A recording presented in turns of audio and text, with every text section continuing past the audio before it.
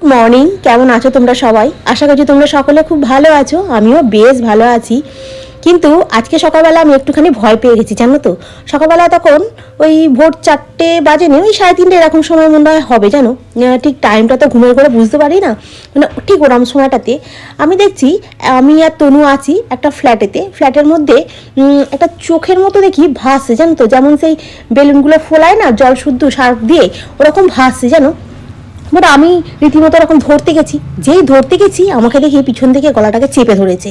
এবার চেপে ধরতে আমার সেই দমটা বন্ধ হয়ে যাচ্ছে, জানো তো। এবার আমি বজরংবলীর নাম নিতে সাথে সাথে ছেড়ে দিয়েছে। এবার আমি না খুব ভয় পেয়ে গেছি, জানো তো, মানে এতটা ভয় পেয়ে গেছি, গলাটা যে আমার টিপেটা ধরেছে না, আমি মানে দম নিতে পারছিলাম না, জানো তো। আমার এতটাই কষ্ট হচ্ছিল। আর আমার সেই স্টুডেন্টের কথা মনে পড়ে গেছে, যে একটা বোবা ভূত এসে বুকের উপরে চেপে বসেছিল, আর সে দম নিতে পারছিল না। তারপরে আধা ঘন্টার উপরে উঠে গেছিলো, তারপরে গিয়ে সে দম নিয়েছে। আর আমার না সেই থেকে ঘুমই আসে না, জানো তো। প্রায় আমি তখন থেকে জেগে এখন এই 5:30 বাজে, এখন ঘুম থেকে উঠলাম। উঠে গেটের সামনেটা গিয়ে দেখে নেবো লাইটটা অফ করা। কি হলো, লাইটটা কেন অফ করা? আমি কি করলাম, তাড়াতাড়ি করে আবার লাইটটা জ্বালিয়ে গেটের সামনে ঝাঁটটার দিয়ে পরিষ্কার করে মুখ ফুক ধুয়ে এই বাসি জামা কাপড়টা ছেড়ে মুখে একটুখানি ক্রিম লাগিয়ে তারপরে তোমার ঠাকুর ঘরে যাবো, গিয়ে ঠাকুরের স্থানটা মুছে পরিষ্কার করে গোপালকে তুলে তারপরে তোমার রান্নাঘরের দিকে যাব। তবে জানো, আমি একটা পডকাস্টে শুনছিলাম, রাতেবেলা বলো কিংবা ভোর রাতে বলো, এরকম যদি তুমি দেখো, মানে তোমার গলা টিপে ধরছে কিংবা মাথার কাছে দাঁড়িয়ে আছে, ওরা কিন্তু নাকি সত্যি সত্যি ওরকম নাকি থাকে, মাথার কাছে দাঁড়িয়ে থাকে, এরকম নাকি গলাটা তোমার টিপেও ধরে। হ্যাঁ, এটা মানে মিথ্যে কথা নয় নাকি, এটা সত্যি কথা। কি জানি, আমি এই পডকাস্টটা যখন শুনেছি তখন না আমি আরও ভয় পেয়ে গেছি, জানি। আমি বলি না, আমি এই কথাটা একবার আমার বন্ধুদের সঙ্গে শেয়ার করে দেখি তো, যে ওরা কি বলে, ওদের সঙ্গে কখনো এরকম হয়েছে কি না। তো ওই জন্য তোমাদেরকে বললাম আর কি, জানো। যাই হোক, আমি আজকে বজরংবলীর পাঠটা করলাম, গোপালকে তোলা হয়ে গেছে, বিছানাটা একটু ঝেড়ে ঝুড়ে পরিষ্কার করে গুছিয়ে রাখলাম। আর তনু উঠে পড়েছে। তনু যখন উঠে পড়েছে তাহলে বাসি বিছানা ফেলে রেখে লাভ নেই, বরঞ্চ গুছিয়ে দিই, তারপরে যাবো রান্নাঘরে। এখন আজকে অনেকটা সময় আছে, কারণ আমার তো সেই ভোর রাত্রির থেকে ঘুম নেই, আমি তো জেগেই আছি। সেই জন্য আমি তাড়াতাড়ি উঠে পড়েছি। ওই জন্য এদিকে মোটামুটি কাজ আমার কমপ্লিট করে নিয়েছি।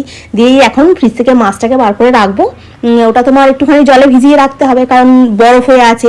আর ওটা তারপরে আমি একটু ভাত বসাবো। আর ইন্ডাকশানে রান্না তো, ফ্রিজে বাজার বলতে সেরকম কিছু নেই, জানো। খালি একটা লাউ ঘাড়ে করে নিয়ে এসেছিলাম সেদিনকে, ওই আধখানা লাউটা পড়ে আছে, জানো, আধখানার একটু বেশিই আছে।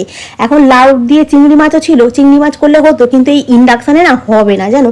এই ইন্ডাকশানে করতে গেলে অনেকটা সময় লাগবে, কারণ কি একটা নাববে আর একটা চাপাবো, এরকম করে করতে হয় তো। সেই জন্য ভাবছি আজকে করবো না, আজকে একদম সিম্পল সাদামাটা রান্না করবো বলে ঠিক করেই নিয়েছি। আর মাছের মধ্যেও 3 পিস মাছ আছে, সেটা হচ্ছে তোমার পেটের মাছ, জানো তো। তনু আবার পেটের মাছ খায় না, ও আবার গাঁতার মাছ খায়। ওটা যদি ভেজে ছাড়িয়ে আমি প্লেটে দিয়ে দিই তাহলে খেয়ে নেবে, আর যদি দেখে নেয় যে ওটা গাঁতার মাছ নয়, এটা পেটের মাছ, তাহলে আর খাবে না। আর এই বসে বসে দুজনে চাটা খেলাম, খেয়ে এসে ইন্ডাকশানের মধ্যে ভাতটাকে বসিয়ে দিয়ে গেছিলাম, ভাতটা হয়ে গেছে। ওটা ফ্যানটা উপর করতে দিয়ে আমি বলি না, চাটুটাকে বসিয়ে বরঞ্চ 2টো রুটি হবে তনুর জন্য টিফিনে, 2টো রুটি করে নিই। আর রুটির সঙ্গে কি তরকারি করবো সেটা ভাবছিলাম, তারপরে ভাবলাম না, কালকে তো তনু পনিরটা নিয়ে এসেছে, বরঞ্চ একটু পনির করে দিই। মানে আলু সেদ্ধ যেহেতু ভাতের সঙ্গে জন্য করছি, কারণ ডাল হচ্ছে, মুসুর ডাল হচ্ছে, তারপর তোমার আলু সেদ্ধ হয়েছে তেল লঙ্কা দিয়ে মাখা, ওই একটুখানি আলু ছিল। আর এই পনিরটাকে ভালো করে একটুখানি বাটার দিয়ে একটু তেল দিয়ে ভেজে নিয়ে রান্নাটা করেছি, তো পনিরটা খুব সুন্দর খেতে হয়েছে। একটু চার মগজ বাটা দিয়েছি, একটু আদা আর একটু জিরে বাটা দিয়ে করেছি। পনিরটা নাকি খুব সুন্দর খেতে হয়েছে। দুপুরবেলা তনু বলছে পনিরটা খুব ভালো খেতে হয়েছে, জানো। বলছি হ্যাঁ, তুমি পনির ভালোবাসো খেতে, আর একটু ওই রকম করে রান্না করে দিলে তো ভালোই হবে খেতে। যাই হোক, এখন বাসনগুলো মেজে নিচ্ছি। আর আমাদের আজকে না গ্যাস দিয়ে গেছে, জানো তো। গ্যাসটা আজকে সকালবেলাতেই যখন পনির রান্নাটা কমপ্লিট হচ্ছে তখন গ্যাস দিতে চলে এসেছে। গ্যাসটা দিয়ে গেছে, ভালোই হয়েছে। কিন্তু রান্না করছি তো তখন এতে মানে কোন দিকটা সামলাবো বুঝতে পারছি না, ছোট রান্নাঘরের মধ্যে তো। আমি এবার সাইড হয়ে দাঁড়ালাম, আবার গ্যাসটা লাগিয়ে দিয়ে গেল। ধর তোর হাতে কানের পটিটা দিবি না, আস্তে আস্তে যাবি। হ্যাঁ হ্যাঁ হ্যাঁ, জন্মদিনে টাকা কি রে বাবা, কি আমাকে দেখাবি না তো। হ্যাঁ, সাবধানে যাবি। ওখানে কাকিমা কাঁকড়া নিয়ে এসেছে মনে হয়, বড় বড় সব বেছে বেছে দিয়ে দিচ্ছে। এই কাঁকড়া খাই, কিন্তু কাঁকড়া বাঁচতে পারি না।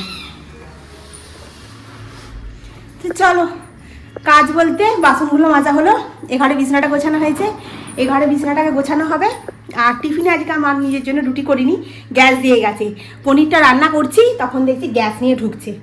যাক বাবা, বাসা গেল। বলছি ইন্ডাকশানে কি সব রান্না হয়?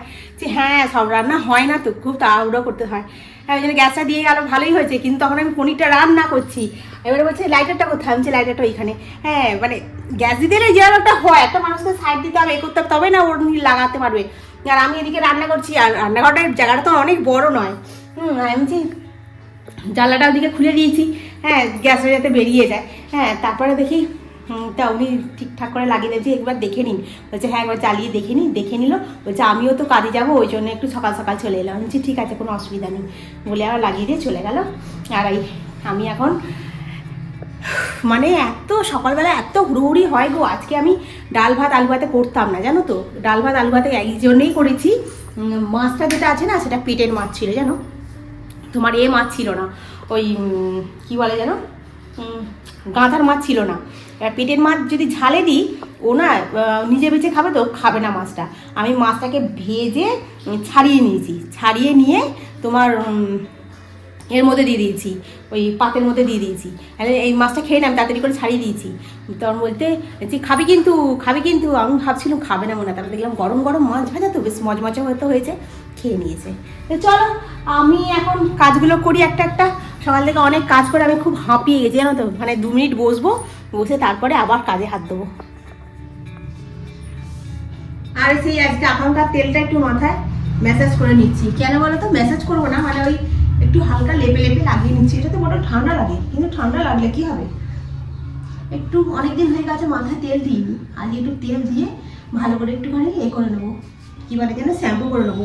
সব কাজ হয়ে গেছে, ওই জন্য ঘন্টাখানিক রাখতে বলেছি তো, ঘন্টাখানিক রেখে ব্যাস। আর আজকে টিফিনে মুড়ি আর সেদিনকে আলু ভাজা ছিল, আলু ভাজা খেয়ে নিয়েছি। তো চলো, সামনেটাতে একটু বেশি করে দিতে বলেছে, কারণ সামনেটাতে না যেখানটা টাক পড়বে সেখানটাতে একটু বেশি করে দিলে তোমার চুলটা বোয়া যাবে। তবে ঠান্ডা লাগার জন্য না খুব ভয় লাগে। বাড়িতে আসলে অ্যান্টিবায়োটিকটা রাখা আছে বলে সাহস করে লাগিয়ে নিলাম। চলো, আর ঘষবো না, এটা আবার ঘষলে হবে না। ঠিক আছে। মাথায় যখন তেলটা লাগাচ্ছিলাম তখন একটু ভয় লাগছিল যে বাবা আবার সেবারের মতো ঠান্ডাটা লেগে যাবে না তো। তো যাই হোক, বাড়িতে এবারে অ্যান্টিবায়োটিক সিরাপ সবটাই তো মজুত করা আছে, ওই জন্য এবারে না ঠান্ডাটা লাগেনি, জানো। একদম ভালো করে পরিষ্কার করে আগে তেলটাকে ধুয়ে নিলাম, নিয়ে ভালো করে একটু শ্যাম্পু করে নিলাম। আর এই তেলটা না খুবই ভালো তেল, জানো তো। কিন্তু এই একটাই প্রবলেম, ঠান্ডা লেগে যায়। এ দেখো, আজকে রান্না হয়েছে বেগুন ভাজাটা আগের দিনের ছিল, ঠিক আছে। আলু ভাতে মেখেছি, পেঁয়াজ, আমি নিয়েছি বাটা মাছ, আর এই হচ্ছে আজকে ঘন ঘন করে মুসুর ডাল। এই দেখো ডালটা কিরকম চকচক করছে ক্যামেরাতে। আর এই হলো তোমার ভাত, ফোকাস চলে গেছে। ধুয়ে শ্যাম্পু করে পরিষ্কার করেছি, চুলটা বেশ ভালো লাগছে না দেখতে, আর খুব ভালো লাগে। এবারে না চুলটা খুব সুন্দর কেটে দিয়েছি, জানো। বেশ আমি যেরকম বলেছিলাম সেরকম চুলটা কেটে দিয়েছে, ভালো লাগছে দেখতে, তাই না? এরকম বেশ চুলটা ছেড়ে যেতে আমার খুব ভালো লাগে। দেখি সবাইকে চুল ফুল ছেড়ে কি সুন্দর বিয়ে বাড়ি যায়। কতদিন হয়ে গেছে একটা বিয়ে বাড়ি করেনি বাবা। তো চলো এখন খেয়ে নি। আজকে সিম্পল সাদামাটা রান্না আজকে আমাদের, তো ঝপঝপ করে খাওয়া হয়ে যাক, ঠিক আছে। একটা কথা বলবো যদি রাখো। আজকে বাজার নিয়ে এসেছি টমেটো, তোমার লেবু, একটা বেগুন, কড়াইশুঁটি, একটা ফুলকপি, একটা আম, একটা 4 বাঁধাকপি, গাজর, 3 কিলো আলু, আর এই হচ্ছে তোমার একটু ধনেপাতা, এটা দিয়ে। তো এই হলো আজকের বাজার, কিন্তু 7 টাকা মিসিং। মানে আমাকে হিসাবটা আমি করলাম, মোবাইলটা কোথায় গেল বাবা, সময় পাই না। এই তো 7 টাকা মিসিং, বুঝতে পারছি না 7 টাকা কিসে কাটলো। যেমন ধরো 18 টাকা আম নিয়েছে, 30 টাকা তোমার টমেটো নিয়েছে, 20 টাকা তোমার 500 কড়াইশুঁটি 20 টাকা নিয়েছে, 25 টাকার একটা ফুলকপি নিয়েছে, 15 টাকার একটা বাঁধাকপি নিয়েছে, 45 টাকার আলু নিয়েছে, বেগুনটার দাম নিয়েছে 5 টাকা, ঠিক আছে। টোটাল 180 টাকা। গাজরটা নিয়েছে 15 টাকা। তো 7 টাকাটা কিসে নিল আমি বুঝতে পারছি না, মাথাটা খারাপ হয়ে গেছে। 7 টাকাটা কিসে নিল 7 টাকাটা?